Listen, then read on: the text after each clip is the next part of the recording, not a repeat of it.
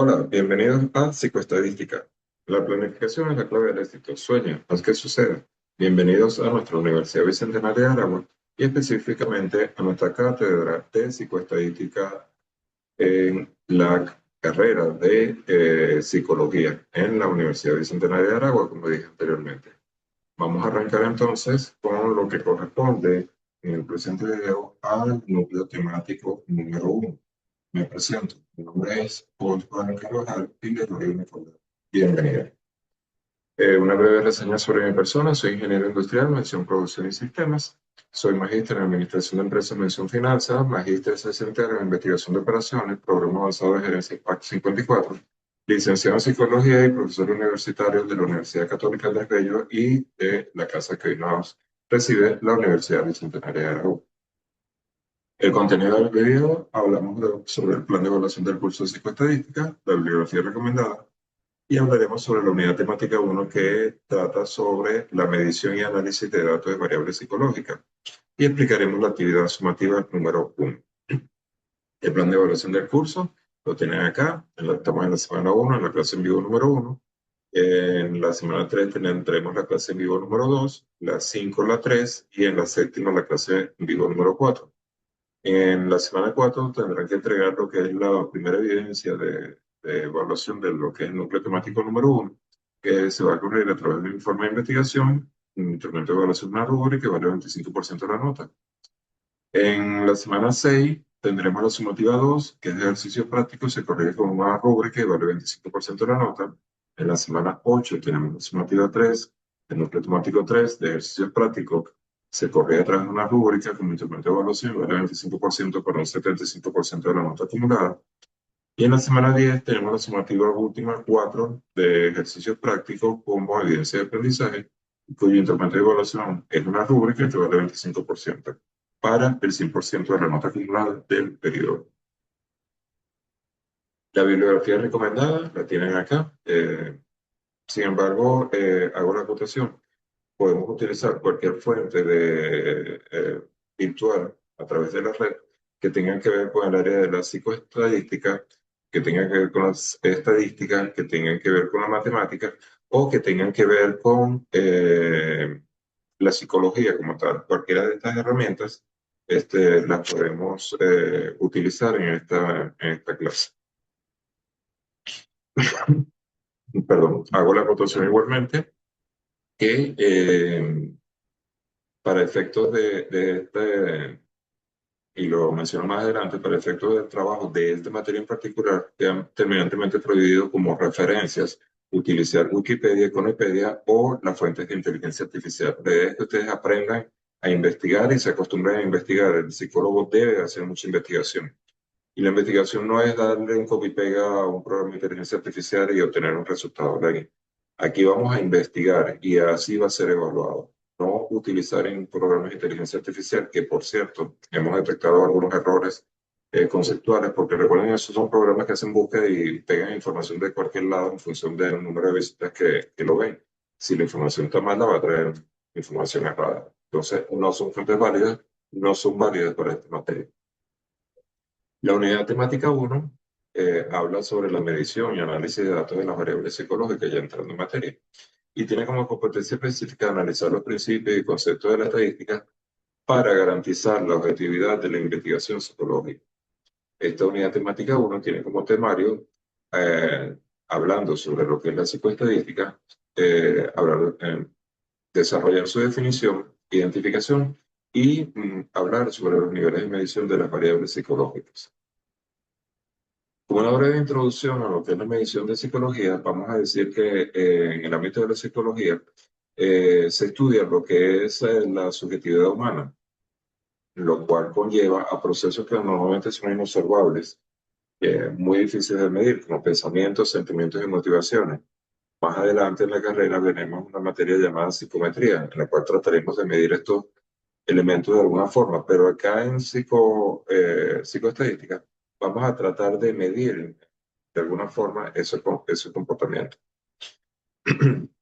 Eh, Esto es complejo en la psicología porque cómo medimos lo que la persona, el paciente, tiene dentro de sí. ansiedad, inteligencia y motivación, que es una escala de medición para estos elementos, que es tener ansiedad baja y tener ansiedad alta.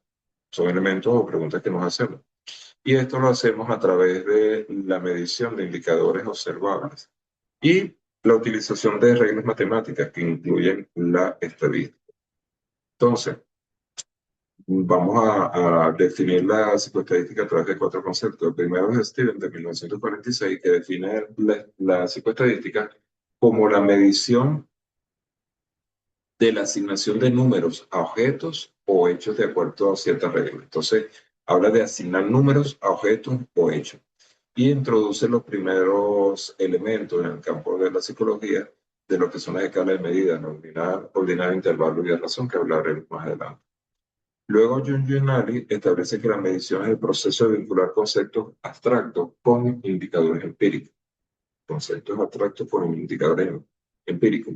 Enfatiza que no medimos objetos, sino propiedades de los mismos y que las reglas deben ser explícitas para garantizar la replicabilidad científica. Elemento muy importante cuando nosotros queremos comparar un paciente con otro o determinar un grado de reproducibilidad de un constructo o un elemento psicológico de un paciente a otro. El tercer concepto nos lo da Fred Kallinger, que introduce el concepto de isomorfismo, que es la correspondencia o identidad de forma entre un sistema numérico y la realidad o sistema empírico que se desea medir. Dice que si medimos inteligencia, los números resultantes deben reflejar las diferencias reales de capacidad que observamos entre sujetos diferentes. Entonces, con estos conceptos, vamos a decir que la psicoestadística es la aplicación de métodos estadísticos y matemáticos, fíjense, métodos estadísticos y matemáticos, como el nombre lo indica, al campo de la psicología para recolectar, organizar, analizar e interpretar datos que definitivamente tienen que ver con lo que vamos a medir en psicología, que es el comportamiento humano. Entonces, básicamente, esto lo que nos permite es llevar observaciones cualitativas en datos cuantitativos o objetivos.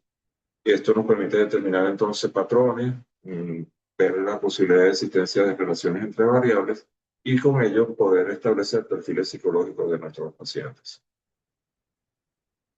Dentro de los aspectos fundamentales de la psicoestadística, tenemos que el objetivo que busca ella es transformar datos brutos de investigaciones, encuestas, test e información significativa que tenga un marco riguroso y que sea de calificación científica, básicamente que sea reproducible. La estadística descriptiva, otro de los conceptos, se encarga de organizar, resumir y presentar datos a través de tablas, gráficos, medidas de tendencia central o de dispersión, ya sea tendencia central como lo son la media o la moda, o de dispersión como la desviación estándar. También tenemos lo que se conoce como la estadística inferencial, que permite realizar generalizaciones o predicciones sobre una población basado en el análisis de una muestra pequeña.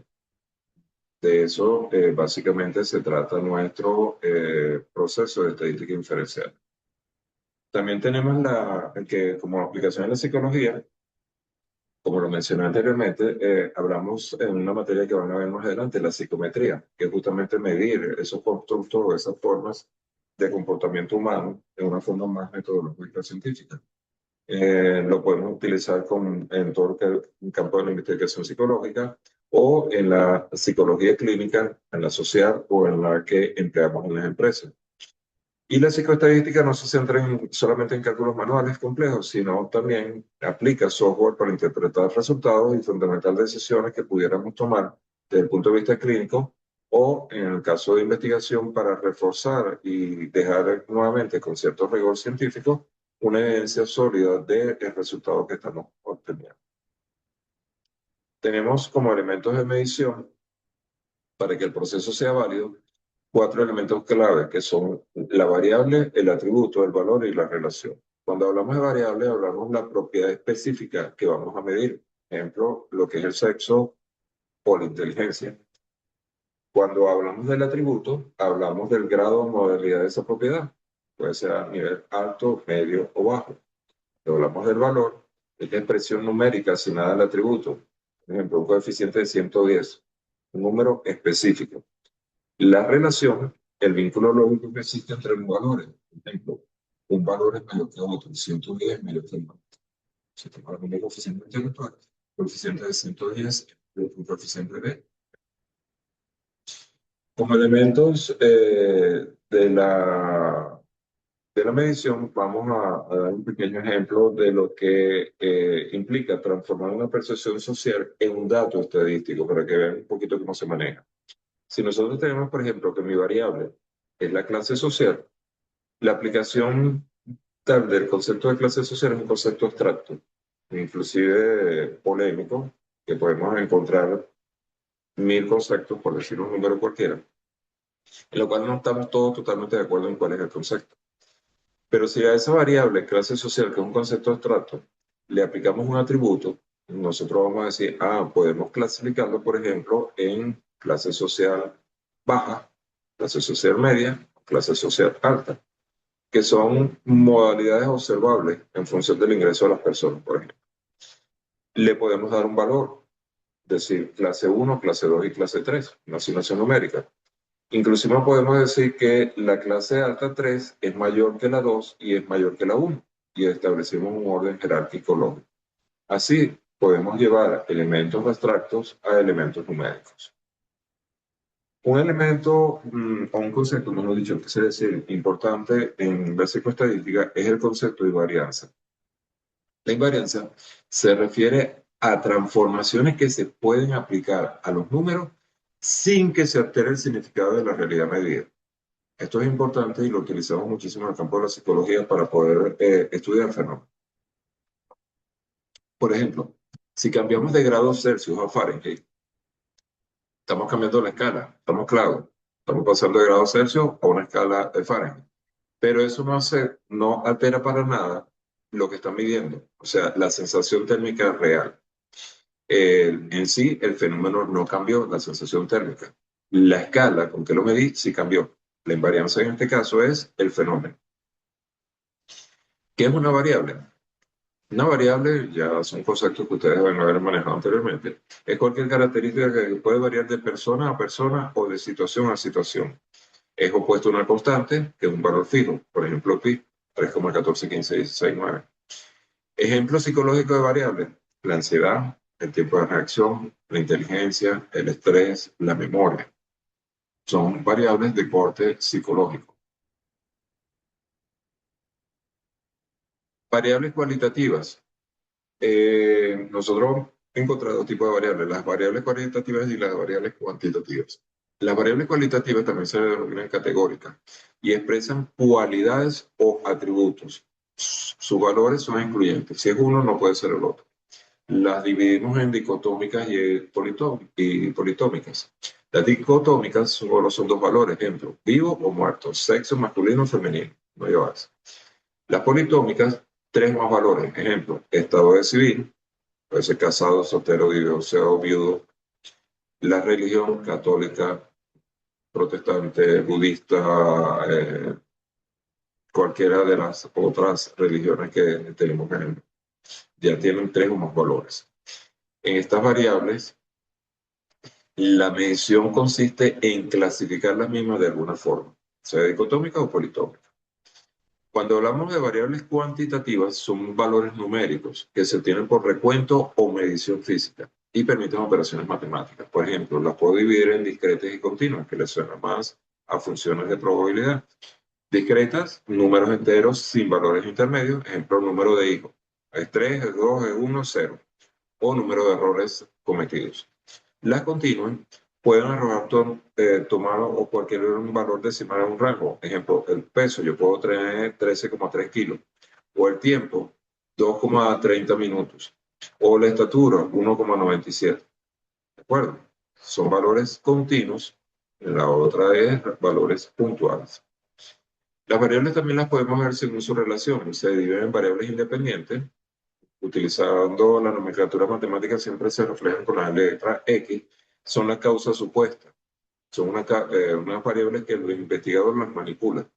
Las variables dependientes Y muestran el efecto o respuesta que se mide cuidadosamente. Y existe otro concepto que estamos incorporando, que las variables extrañas o intermitentes, que generan factores no controlados que pueden cegar el resultado. Para entender un poquito esto, vamos a ver un caso práctico. Vamos a hablar de la coordinación y droga. Objetivo: ver si una droga afecta la coordinación motora de un individuo. ¿Cuál es la variable independiente en este caso? X. Recuerdo, son las causas supuestas, el investigador las manipula. Bueno, la variable independiente es la droga experimental que estoy utilizando versus el placebo control. Yo debo comparar la droga contra algo que no tiene efecto para ver si efectivamente ocurre un efecto. La variable dependiente, el efecto de respuesta que se mide cuidadosamente, bueno, en este caso yo lo voy a medir a través de puntajes en pruebas de coordinación. Como quiero medir cómo afecta la droga en la coordinación motora del individuo, establezco de alguna forma una prueba de coordinación que me genere una escala para poder medir si el individuo mejora, se mantiene o empeora, en todo caso. Y para este mismo problema, una variable extraña e interviniente son los factores no controlados que pueden sacar el resultado. Por ejemplo, si el individuo ha tenido horas de sueño o no ha dormido, eso va a afectar el resultado de su coordinación motora. Es un factor externo a la droga. O si el individuo se toma 10 tazas de café, eso va a ser un factor que también va a alterar la coordinación motora del individuo y no por efecto de la droga. Son factores externos que pudieran alterar mi problema. Luego tenemos las variables psicológicas en una clasificación según el nivel de complejidad matemática. Se dividen en nominal, ordinal, nivel de intervalo y nivel de razón. Y son muy importantes en nuestra configuración de psicología. El nivel nominal, su función es clasificar, solo me permite establecer igualdad o diferencia. Por ejemplo, género, masculino o femenino. Diagnóstico clínico de depresión versus ansiedad. Repito, permiten clasificar. El nivel ordinal permite establecer un orden o jerarquía entre las categorías. El nivel de mejoría, por ejemplo, de un paciente puede ser nulo, leve, moderado, total. Ahí lo estoy clasificando. En un nivel de intervalo, además de orden, se establece distancias iguales entre los puntos de la escala. No tiene un cero absoluto, el cero no implica ausencia de la variable, y esto es importante. No tiene un cero absoluto ni el cero no implica ausencia de variable, y eso lo van a tener que trabajar en su sumativa. Ejemplo, puntuación, un test de actitud. Puede tener valor cero, como puede tener 20, 30, dependiendo de la escala del test psicológico que se utilice. La nivel de razón es poseer un cero absoluto que indica ausencia de la probabilidad medida. Por ejemplo, el tiempo de reacción en milisegundos. Existe un término que se utiliza muchísimo en psicología, que son los constructos. Los constructos no se ven, pero se manifiestan a través de signos. Son hipotéticos. Por ejemplo, las conductas, actos y hábitos son constructos. Las expresiones, palabras y discursos. La fisiología, sudor o ritmo cardíaco. Una variable puede ser un constructo, por ejemplo, depresión, estrés, ¿okay? Algo que queremos medir del comportamiento humano. La definición operacional de las variables son las instrucciones que permiten medir la misma y utiliza o busca unificar los criterios de rango científico. Tenemos, por ejemplo, un constructo, como dije anteriormente, una variable llamada ansiedad, cuya definición operacional indica puntaje obtenido en el inventario de ansiedad de BAI, como se le conoce, tras realizar 21 preguntas. La definición operacional me aterriza la instrucción de la variable o el constructo que estoy midiendo. El inventario de ansiedad, cuando hablamos en psicología de inventario, estamos hablando de test psicológico. Recuerden, si no lo saben todavía, los tests son herramientas que nos permiten medir constructos psicológicos en una forma que nos permite la reproducibilidad en forma científica. Por ejemplo, cuando usted le aplica un test psicológico, perdón, un test de inteligencia, está midiendo el factor inteligencia. Su variable o el constructo a medir es la inteligencia. Y eso tiene una escala. Esa escala depende del autor que haya hecho la prueba o el test psicológico que usted le ha aplicado. En este caso, el inventario de ansiedad, hay muchas formas de medir la ansiedad. Una de las más tradicionales en psicología es el inventario de ansiedad de Beck, o test de ansiedad de Beck, como quieran llamar, y que en este caso tiene 21 preguntas. Cuando usted realiza las 21 preguntas, se lleva a una tabla denominada baremos donde se mide la puntuación, y esa puntuación es comparable con otras personas y nos permite tener un rango de ansiedad en el individuo que estoy midiendo al momento. De eso se trata un poco esto. Ahora, cuando hablamos de la escala de medición, hablamos de pasar de lo cualitativo a lo cuantitativo. De lo cualitativo a lo cuantitativo. Entonces tenemos la denominada escala nominal, que es el nivel más sencillo. Solo nombre y clasifica. No hay un orden, los números son etiquetas. Por ejemplo, sexo, yo lo podría decir uno o dos, donde uno es hombre y dos es mujer. Color de los ojos, ciudad, son elementos que puedo reflejar sin un orden específico, pero que indican un nivel básico de medición. Tenemos la escala ordinal que permite ordenar los casos y ya existe una jerarquía. Por ejemplo, si mido nivel de ansiedad, pudiera medirlo como uno bajo, dos medio o tres alto.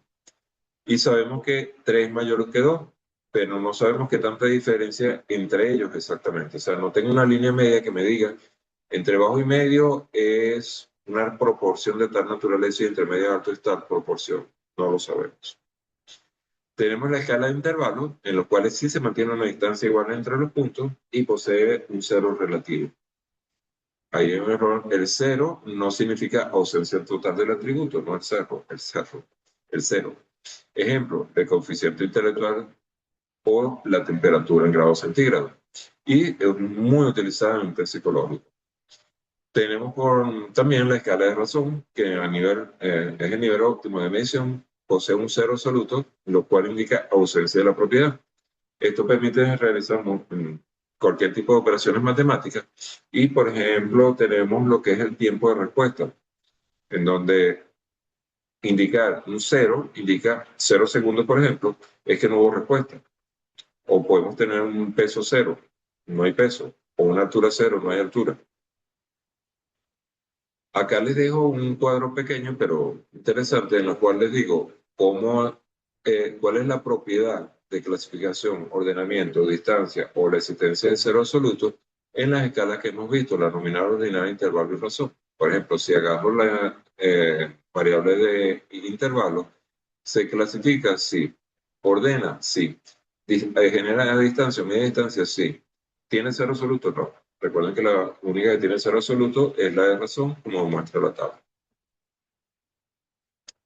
Además, en el análisis estadístico, vamos a ver en este primer bloque, en el núcleo temático 2 y 3, vamos a ver un poco más complejo. De hecho, fraccioné el núcleo temático 2 por la extensión de los conceptos para que se les haga más fluido a ustedes en núcleo temático 2 y 3. Y el tercer bloque que está en el programa lo puedo hacer como núcleo temático 4 para que tengan una forma más fácil de asimilar los conceptos a través de los trabajos. La primera medida que tenemos en el análisis estadístico a su nivel más básico es la media aritmética. Yo me imagino que a esta altura todos conocemos cómo calcular una media. En psicoestadística, el análisis de datos comienza con la descripción de lo que es la tendencia central del grupo. Y la primera medida que se utiliza es justamente la media aritmética, que es el promedio que se obtiene al sumar todos los valores y dividirlo entre el número total de observaciones. La fórmula es la sumatoria de todos los elementos entre el número total de elementos, tal como está allí. Un ejemplo de aplicación, por ejemplo, si evaluamos el estrés de la escala de 0 a 20 en 8 estudiantes y los resultados que obtuvimos fueron 12, 15, 10, 18, 14, 16, 11 y 15 en los 8 estudiantes, y nosotros queremos saber el promedio, sumamos esos valores y lo dividimos entre el número de casos. La suma me da 111, lo divido entre 8, me queda un promedio de 13.88. ¿Cómo se interpreta esto? El nivel promedio de estrés del grupo es de 13.88 puntos sobre una escala de 20 puntos. También tenemos el concepto de frecuencia, que es el número de veces que se repite un valor específico o una conducta. O qué tanto repetimos una respuesta de un test, o qué tan frecuente es la intensidad de un síntoma en una determinada data o psicológica que hayamos recopilado. Esto permite organizar, resumir y analizar comportamientos y nos permite inclusive determinar cuántos sujetos tienen una misma puntuación. Acá hay un error, esa fórmula no va allí, la voy a borrar ahorita, me disculpan, copié la lámina y no me di cuenta. Pero Aquí sí lo tenemos. La frecuencia se divide en tres tipos de frecuencia. La denominada frecuencia absoluta, que es el número total de veces que aparece un dato específico determinado. Por ejemplo, si 5 pacientes reportan nivel de 3 de ansiedad en una medición en donde ansiedad tenía la escala 3, la frecuencia absoluta es 5. No importa el número de nivel que tienen, sino que 5 pacientes tienen un nivel de ansiedad 3. La frecuencia relativa es la proporción total de que representa un dato. Se calcula dividiendo la frecuencia absoluta que obtenemos anteriormente entre el número total de datos. Y la frecuencia acumulada es la suma de las frecuencias absolutas o relativas desde el valor más bajo hasta al valor actual. Y es útil para ver acumulaciones de datos, personas por debajo de cierta puntuación, por ejemplo. Si se utiliza también como aplicación práctica en la psicoestadística, las tablas de distribución de frecuencias que analizan datos como calificaciones, niveles de estrés o de frecuencia, y se utiliza mucho en lo que es el análisis conductual aplicado. Por ejemplo, ¿cuántas veces ocurre una rabieta en un niño? La importancia de todos estos datos o del análisis de datos radica en determinar si las diferencias observadas son significativas, porque entonces eso nos da pista del comportamiento del constructo psicológico que estamos estudiando y en nuestro paciente. Por ejemplo, tenemos una diferencia aritmética pura, que es la resta simple entre dos promedios. Si el grupo de terapia dio un promedio de 8,5, pero el grupo de control dio 14,2, su diferencia es 5,7 puntos. Eso es la diferencia aritmética. Cuando hablamos ahora de la diferencia estadística, que no la estudiamos acá, requiere determinar mediante pruebas como la test student, la distribución test student, se recuerdan de su bachillerato, si esa diferencia se debe al azar o al efecto real de una intervención o tratamiento, por ejemplo. Todos estos temas que hemos visto aquí en forma resumida y que traté de colocárselo de una forma más amena de lo que es el material que tienen en el sistema, pero que igualmente pueden leer. Recuerden que deben investigar fuera de lo que les estamos dando en la universidad. Y reitero, de fuentes confiables, importantes. Tenemos el tipo de actividad que vamos a desarrollar con nuestra sumativa número 1, que es un informe de investigación. Ustedes están comenzando la carrera y es importante que definan un informe de investigación. El informe de investigación tiene una forma diferente a un informe técnico, una forma diferente a un ensayo. Tenemos que diferenciar. La instrucción en la actividad va a elaborar un informe de investigación, el cual fundamenta su argumento a través de citas textuales de acuerdo con el manual de posgrado de la universidad, y dichas citas deben aparecer reflejadas en la bibliografía o referencias de mi trabajo. Todo trabajo debe tener una referencia bibliográfica. El informe está basado en un análisis de lo que es la psicoestadística y su ámbito de acción, y debe tener aspectos tales como su trabajo debe tener todo esto que está acá. Compare la definición de la psicoestadística a través de un mínimo de 5 conceptos autorales reconocidos. Elabora una tabla que muestra los aspectos comunes entre los 5 conceptos. Usted va a investigar en la red, y repito, no en Wikipedia y no con el programa de inteligencia artificial, y créame que lo detecto facilísimo. Busque los conceptos, los referencia a la bibliografía, y esos conceptos los va a estampar en su trabajo, y además de eso los va a comparar y ver entre el concepto de Oscar y el concepto de Pedro, existe esta diferencia. Segundo, aquí tienen que entrar a investigar. Analice la evolución del concepto de Steven de 1946, que define la medición como la asignación de números a objetos en un regla. Investigue y compare esta definición con la propuesta de Kellinger y Paul Raleigh. Para esos conceptos, ¿qué elementos adicionales introducen estos autores sobre la fiabilidad y la validez? ¿Okay? Entonces, aquí sí tienen que dedicarse a investigar. Sobre el principio del isoformismo que hablamos anteriormente, realiza una investigación sobre este concepto y explica por qué es crucial que exista una correspondencia entre lo que se conoce el sistema empírico, llamado mente, y el sistema numérico. Define el concepto de invariancia en el contexto de la teoría clásica de la medición, porque es importante saber que transformaciones matemáticas dejan igual el significado de una prueba psicológica. Constructo de tus variables. En el material que les di, describe a las variables como psicológicas como constructos hipotéticos. Investiga la diferencia entre un constructo y una variable operacionalizada. Ya lo dije anteriormente en el video, pero es bueno que lo investiguen. La subjetividad como dato, cómo se transforman procesos inobservables como los sentimientos, el razonamiento en indicadores medibles. Investiga el concepto de indicadores operacionales. Variables cualitativas, diferencia entre variables dicotómicas y politómicas, busca un ejemplo de psicología de cada una de ellas que no figura en el material suministrado acá. Variables cuantitativas, explica la diferencia técnica entre una variable discreta y una continua. Nuevamente, no con el material que les estoy suministrando. Variables extrañas, identifique una variable extraña o interviniente en un experimento sobre ansiedad ante los exámenes. Investigue qué variables ambientales podrían actuar como extrañas y cómo podrían controlarse. Escala nominal, explique por qué en este nivel los números funcionan solo como etiqueta. Investigue si es lícito calcular un promedio en medida aritmética con datos nominales y justifique su respuesta. Escala de razón, ¿qué diferencia hay al cero absoluto del cero relativo? Identifique tres variables psicofisiológicas que se miden en escala de razón. Relación entre escala y estadística, investigue qué es la estadística paramétrica y la no paramétrica, cómo influye el nivel de medición de la variable de elección en un caso u otro. Fíjese las tablas de contingencia, para qué tipo de variables se utilizan las tablas de contingencia y qué información aportan sobre la relación entre ellas. Un punto a desarrollar: ética en la medición. Basándose en la importancia de medir correctamente para no afectar el diagnóstico, investiga el código de ética del psicólogo de nuestro país, que que se establece sobre el uso de pruebas y la interpretación de datos estadísticos. Ahí van a tener que entrar pueden buscar el código de ética del psicólogo en Venezuela. Fíjense que sea de Venezuela, cada país usualmente tiene uno, y lo pueden investigar también en el Colegio de Psicólogos de Venezuela, en su página web. Reflexión de aprendizaje, me detengo aquí. Después que hizo su trabajo, hizo sus investigaciones, por favor, el trabajo no es que cada pregunta me vaya a construir un párrafo.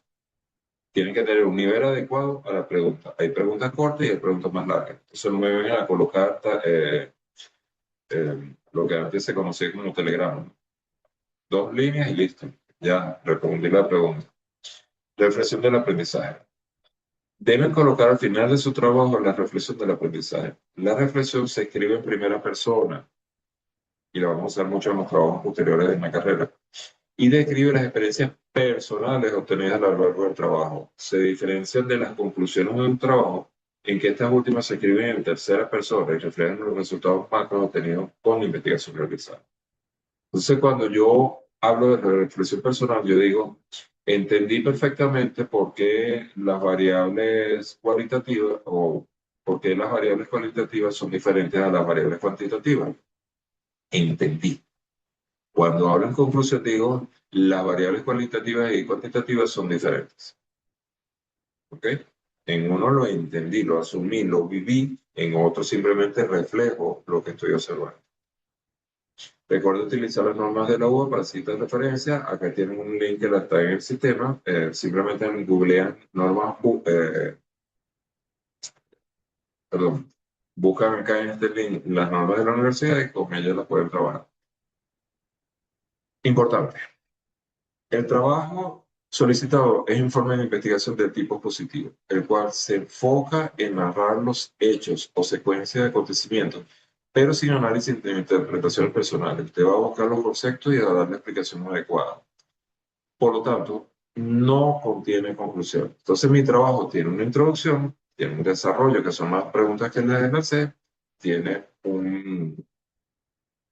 la parte final son las reflexiones y viene la bibliografía. No lleva conclusión. Si usted pone conclusiones, el trabajo deja de ser informe de investigación y pasa a ser informe técnico. Y yo no estoy pidiendo un informe técnico, estoy pidiendo un informe de investigación. Esto se coloca adrede para ver si ustedes siguen instrucciones, si son capaces de leer completo la instrucción y desarrollar. Por favor, seguir las normas de los trabajos de grado de la universidad. En ningún caso se acepta en línea de trabajo. No me pongan la respuesta o la tabla, la puede ver en el siguiente link. No, si usted lo hizo, la tabla en un PowerPoint o otro programa, cualquiera, usted debe pegar la imagen con su nombre y número de cédula y pegarla en el trabajo Word. Solamente se suben trabajos del Word, no se suben trabajos en PDF. No deberá hacer copias de internet, libros, trabajos de compañeros, materiales o recepción de los profesores. Mire que estoy súper vacunado y los detecto rápidamente. Toda la información debe estar contenida en el archivo Word a entregar. En cuanto a la referencia bibliográfica, se debe utilizar fuentes confiables de investigación del área de la psicología, la estadística o la psicoestadística. Páginas web genéricas, insisto, como Wikipedia, Econipedia, los personales, ¿Por qué blogs personales? Porque si yo entro y veo que la pregunta la responde al blog personal de Pedro Pérez, ay, ¿quién es Pedro Pérez? Muchas cosas, toneladas de información que están en la red son trabajos de estudiantes hasta de bachillerato o de primaria que hacen copy-pega de información para les mandaron un trabajo. Le colocan un blog y ustedes dan por enterado que está en un blog es válido. No. Repito, fuentes originarias, fuentes del campo de la estadística, de la psicología o de la psicoestadística. Entonces, páginas web genéricas como Wikipedia y Wikipedia, blogs personales o páginas generales de información similares y las fuentes de investigación con inteligencia artificial no son fuentes confirmadas o veraces para estudios formales, son fuentes informativas de recuperación de información. Por lo tanto, no pueden ser utilizadas como fuentes de referencia para investigación o captura de información en esta materia. ¿De acuerdo? Y en las materias sucesivas que puedan ver conmigo. Yo los voy a enseñar a investigar, a trabajar como debe ser un psicólogo. Yo siempre pongo el ejemplo. Cuando usted tiene un paciente delante, ¿qué va a hacer usted? Va a acudir a la inteligencia artificial mientras el paciente se está lanzando por un puente porque tenía una depresión severa y se iba a suicidar. Y usted va a estar metiendo en el teléfono a ver qué le dice Gemini o ChatGPT o Cloud, cualquiera de estos sistemas de inteligencia artificial. Usted debe aprender. La idea es que aprenda. Deben describir la fuente según las normas APA. Las normas APA, simplemente buscan en Google normas APA y ahí les aparece cómo deben hacer las referencias bibliográficas. La actividad sumativa consta de una portada institucional en el documento Word que vayan a entregar, una introducción de una cuartilla y página, el desarrollo mínimo de cuartillas o páginas, referencias siguiendo las normas UBA mayor de 6 referencias, letra R2 y interlineado 1.5, párrafos utilizados sin doble espacio entre párrafos. Si usted no me sigue esto y entonces me pone doble página, entonces me dice que entregó 10 páginas y resulta ser que cuando le quito el interlineado llegué a 6. Usted perdió. ¿Ok? La portada es institucional, no es portada de pajarito, de grafiquito, de paisajito, de muñequito, es portada institucional. La ponderación máxima de esta tarea, como vimos en el plan de evaluación, es 25% sobre 100. Y los criterios que vamos a evaluar son: sigue instrucciones, organización coherente de la información, calidad de la información, relevancia del conocimiento psicológico generado, reflexión sobre el aprendizaje, aplicación de normas APA y de manual de trabajo de grado, pregrado de la universidad, puntualidad de entrega. Hasta este momento, los 6 primeros puntos valen 15 puntos cada uno, para un total de 90, y la puntualidad de entrega vale 10 puntos adicionales. Y estos elementos están descritos y deben verlo para ver qué es lo que se pide según la rúbrica mostrada en el sistema. La fecha de entrega en un periodo normal va del 25 de mayo hasta el 31 de mayo. Si usted entrega en ese periodo, entre la medianoche de ambas fechas, su trabajo es corregido sobre 100 puntos. Ahora, si usted entrega desde el 31/5 de la medianoche hasta la fecha límite, que es el 2/6, no acepto bajo ninguna excusa, llueve, truene, relampagueo, me escriben de la coordinación, no acepto trabajos posteriores a esa fecha. Del 31 al 2, su trabajo se corrige sobre 90 puntos. Si no lo entregó, tiene 0. Cualquier duda, pregunta, inquietud que tengan, lo pueden plantear a través del foro de dudas, la mensajería lo leo en forma diaria o a través de los próximos encuentros síncronos que realizar. Es importante que asistan a los encuentros síncronos. Veo que una sola persona se conectó al encuentro síncrono que estamos realizando, pero nuestro salón es más de 30 personas. Esta materia exige o necesita que ustedes estén encima de ella y se preparen. Le dejo mi Twitter, mi Instagram y repito, por cualquier duda me pueden conseguir a través de la mensajería y con todo gusto los voy a atender. Corrijo, hay 2 personas conectadas, Mari y Samuel. Cualquier duda, inquietud, entonces por favor la plantean a través del sistema. Hasta acá dejo la clase, doy por terminada la clase y voy a abrir un espacio de unos minutos para cualquier duda que tengan los compañeros que se conectaron. Gracias por la atención y hasta la próxima.